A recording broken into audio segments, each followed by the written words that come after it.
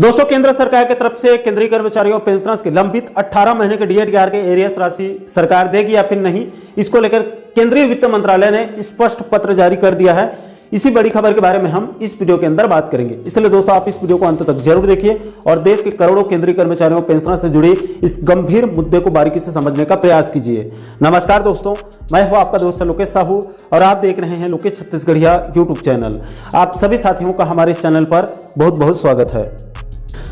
दोस्तों, क्या है पूरा मामला, मैं आपको बिल्कुल बारीकी से विस्तारपूर्वक समझाने का प्रयास करूंगा ताकि आप लोगों को पूरे मामले को समझने में जो है वो आसानी हो सके। दोस्तों, दरअसल पूरा मामला यह है कि सबसे पहले तो आपकी जानकारी के लिए थोड़ा सा ब्रीफ में मैं बता दूं कि केंद्र सरकार के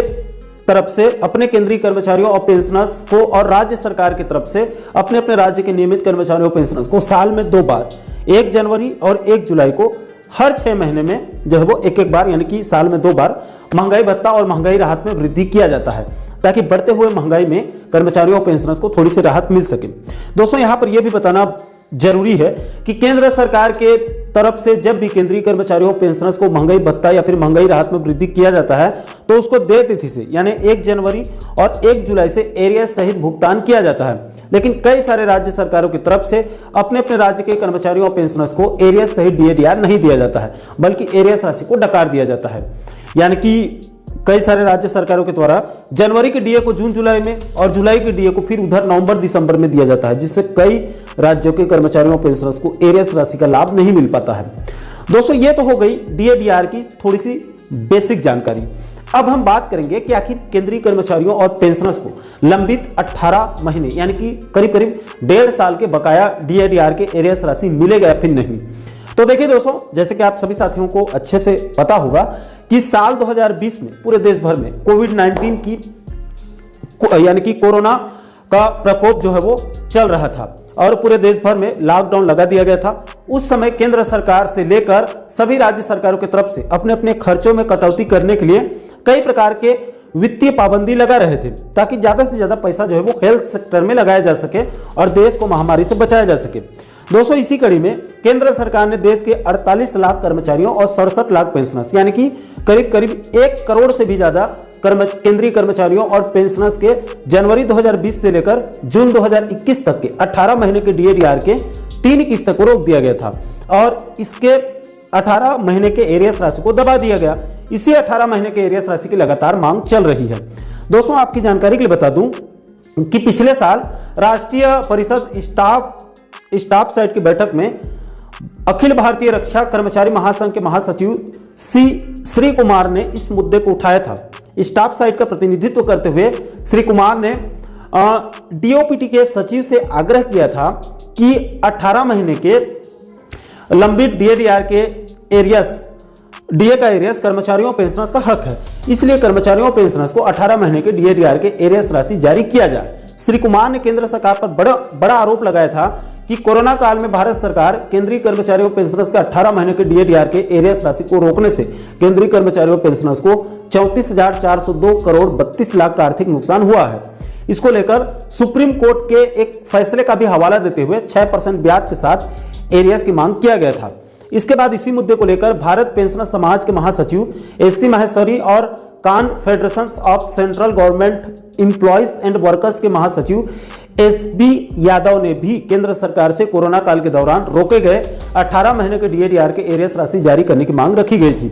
इसके अलावा दोस्तों, इसी मुद्दे को लेकर राष्ट्रीय परिषद के सचिव शिव गोपाल मिश्रा ने तब कैबिनेट सचिव के साथ एक बैठक में भी इस मुद्दे को भी उन्होंने उठाया था। दोस्तों, इसी मुद्दे को लेकर केंद्र सरकार के बजट सत्र में केंद्र सरकार ने स्वीकार किया था कि केंद्रीय कर्मचारियों और पेंशनर्स का कोरोना काल का जनवरी 2020 से जून 2021 तक के 18 महीने के डीएडीआर का एरियर्स राशि लंबित है। इसको लेकर कई कर्मचारियों और पेंशनर संगठनों की तरफ से ज्ञापन और पत्र प्राप्त हुए हैं, लेकिन केंद्रीय वित्त राज्य मंत्री पंकज चौधरी जी ने यह कहते हुए खारिज कर दिया कि अभी भी केंद्र सरकार का राजकोषीय घाटा एफआरबीएम अधिनियम में दर्शाए गए स्तर से 2 गुना से भी ज्यादा चल रहा है। इसलिए केंद्रीय कर्मचारियों पेंशनर्स के कोरोना काल के 18 महीने के लंबित डीएडीआर के एरियर्स राशि को देना फिलहाल संभव नहीं है। इसके बाद दोस्तों इसी मुद्दे को लेकर अब 2025 में इसी जनवरी में 7 जनवरी 2025 को भारत सरकार वित्त विभाग के अवर सचिव एच.डी. सिंह जी ने अखिल भारतीय केंद्रीय सरकार पेंशनर्स एसोसिएशन के प्रधान सचिव श्री एम. दुराई पांडियन के लिए एक स्पष्ट पत्र जारी करके स्थिति को साफ कर दिया है, जिसमें केंद्र सरकार ने 18 महीने की डीएडीआर एरियर्स राशि को लेकर अपनी पूरी स्थिति जो है वो उसको क्लियर कर दिया है। दोस्तों इस पत्र के हिंदी वर्जन को भी आप देख सकते हैं। इसमें यहाँ पर साफ साफ लिखा गया है कि यह बताया जा रहा है कि केंद्र सरकार के कर्मचारियों और पेंशनर्स को 1 जनवरी 2020, 1 जुलाई 2020 और 1 जनवरी 2021 से देय डीएडीआर के 3 किस्तों को फ्रीज करने का निर्णय कोविड-19 के संदर्भ में लिया गया था, जिससे आर्थिक व्यवधान उत्पन्न हुआ, जिससे सरकारी वित्त पर दबाव बना। चूंकि 2020 में महामारी के प्रतिकूल वित्तीय प्रभाव और सरकार द्वारा किए गए कल्याणकारी उपायों के वित्त पोषण का वित्तीय वर्ष 2020-21 से परे राजकोषीय प्रभाव था, इसलिए डीएडीआर के बकाया भुगतान करना संभव नहीं माना गया। सरकार ने इस मामले में 23 अप्रैल 2020 और 20 जुलाई 2021 के कार्यालय ज्ञापन के माध्यम से अपना रुख पहले ही स्पष्ट कर दिया था और इसी बात को एनसीजेसीएम के अध्यक्ष को दिनांक 27 सितंबर 2022 के पत्र के द्वारा और 6 अगस्त 2024 को राज्य सरकार में एक उत्तर के दौरान राज्यसभा में एक उत्तर के दौरान भी इसको दोहराई जा चुकी है। तो दोस्तों इस पत्र के माध्यम से अब इस स्थिति जो है पूरी तरह से साफ हो चुकी है। 7 जनवरी 2025 के वित्त मंत्रालय के इस पत्र से स्पष्ट हो चुका है कि केंद्र सरकार की तरफ से केंद्रीय कर्मचारियों पेंशनर्स को कोरोना काल के जनवरी 2020 से लेकर जून 2021 तक के 18 महीने के डीएडीआर के एरियर्स राशि देने के मूड में नहीं है। इस पत्र से साफ हो चुका है कि केंद्रीय कर्मचारियों और पेंशनर्स को 18 महीने के लंबित डीएडीआर के एरियर्स राशि नहीं मिलेगी।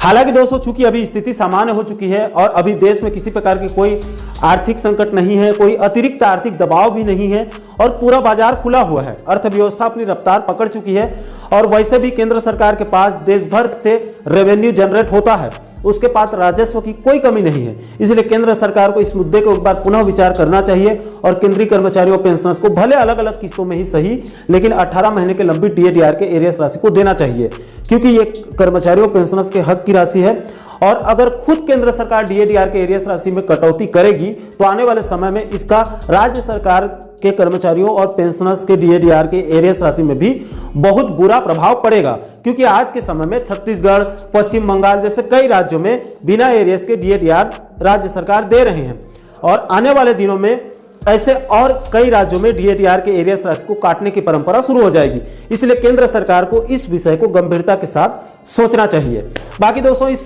गंभीर मुद्दे को लेकर आप लोगों की क्या राय है? चूंकि अब देश की अर्थव्यवस्था सुधर चुकी है, ऐसे में क्या अब केंद्र सरकार को केंद्रीय कर्मचारियों और पेंशनर्स के लंबित 18 महीने के डीएडीआर के एरियर्स राशि को रिलीज करना चाहिए अथवा नहीं? इस मुद्दे को लेकर आप लोगों की क्या राय है? नीचे आप लोग कमेंट बॉक्स में अपनी अपनी प्रतिक्रिया आप लोग जरूर साझा कीजिएगा। और दोस्तों इस वीडियो के अंदर बताए गए सभी पत्र को हमारे टेलीग्राम चैनल पर अपलोड कर देंगे। आप चाहें तो आप वहां से डाउनलोड करके बारीकी से आप अध्ययन कर सकते हैं। और किसी साथी को टेलीग्राम चैनल से डाउनलोड करने में कोई समस्या हो रही है, कोई प्रॉब्लम आ रही है, तो इस वीडियो के नीचे डिस्क्रिप्शन बॉक्स पर हमारा व्हाट्सएप नंबर भी ऐड है, आप उस नंबर पर भी हमें संपर्क कर सकते हैं। आपके व्हाट्सएप पर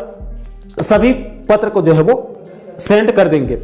और दोस्तों आप आगे भी कर्मचारियों पेंशनर्स बंधुओं से जुड़ी इसी प्रकार के अन्य महत्वपूर्ण मुद्दों पर, महत्वपूर्ण टॉपिक पर आप आगे भी वीडियो देखना चाहते हैं तो आप हमारे चैनल को जरूर सब्सक्राइब कर लीजिएगा, ताकि आने वाले सभी नए वीडियो का नोटिफिकेशन जो है वो आप लोगों तक तुरंत पहुंच सके। दोस्तों इस वीडियो में फिलहाल अभी के लिए इतना ही। मुझे दीजिए इजाजत, मैं मिलता हूं आपसे एक और महत्वपूर्ण विषय के साथ, महत्वपूर्ण टॉपिक के साथ। तब तक के लिए जय हिंद,